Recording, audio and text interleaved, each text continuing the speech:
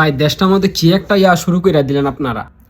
যে সত্য কথা বলবে, যে হক কথা বলবে, যে অন্যায়ের বিরুদ্ধে প্রতিবাদ করবে, কি আপনারা মেরে ফেলবেন। এখন বাংলাদেশের জনগণ কিন্তু বোকা না, এখন বাংলাদেশের জনগণ কথা বলে। তো কোনটা নেই আর কোনটা অন্যায় বাংলাদেশের জনগণ এটা খুব ভালো করেই বুঝে। আপনারা কি ভাবতেছেন এক হাদিকে মেরে আপনারা বাংলাদেশ শাসন করতে পারবেন আবার এসে? আচ্ছা, আপনারা কি চান যে আপনারা একাই বাংলাদেশটাকে শাসন করেন? এটা গণতন্ত্র দেশ, এখানে বাংলাদেশে রাজনীতি করার অধিকার সবাই আছে, হোক সেটা কামারের ছেলে কুমারের ছেলে, সবাই আছে অধিকার।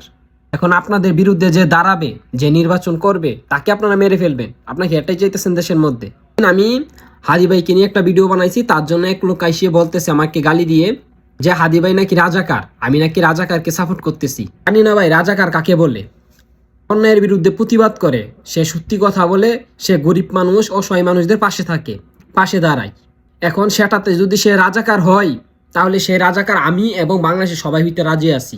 সে রাজাকার, আমরা সবাই রাজাকার, আমরা নিজেকে সবাইকে রাজাকার দাবি করি। যদি এরকম করাতে রাজাকার হই আমরা, তাহলে আমরা সবাই রাজাকার। হাদিকে মেরে আপনারা দমিয়ে রাখতে পারবেন না। বললাম বাংলাদেশের জনগণ এখন কথা বলে, এখন বাংলাদেশে ঘরে ঘরে হাদি আছে।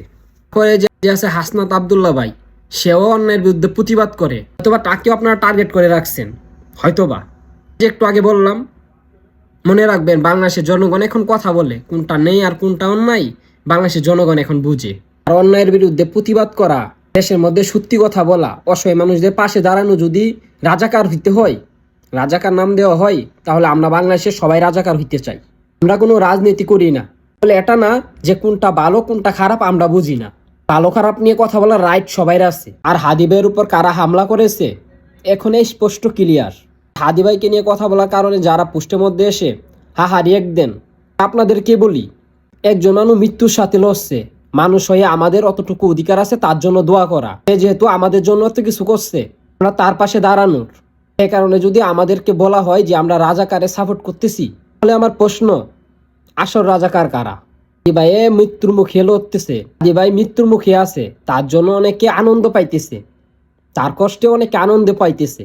মানুষ হয়ে এতটুকু বোঝার ক্ষমতা আছে কারা আমাদের ভালো চাই আর কারা খারাপ চাই। যাই হোক, সবাই হাদি ভাইয়ের জন্য দোয়া করবেন, তিনি যেন আমাদের মাঝে অতি দূরত্ব ফিরে আসে। শুনতেছি মাথার এক পাশ দিয়ে গুলি করছে, আরেক পাশ দিয়ে বের হইয়া গেছে। যদি এমনই হয়, জানি না হাদি ভাই আমাদের মাঝে ফিরে আসতে পারবে কিনা। তবে যেহেতু বাংলাদেশের জনগণ এত এত মানুষ তার জন্য দোয়া করতেছে, হয়তো সে যদিও আমাদের মাঝে বেঁচে ফিরে, তাদের দোয়ার কারণে বেঁচে ফিরবে। আল্লাহ তাআলা তাকে বাঁচিয়ে রাখো। আর সে কিন্তু লড়াইটা আমাদের জন্যই করতেছিল। আর এখন যদি আমরা তার পাশ থেকে সরে দাঁড়াই,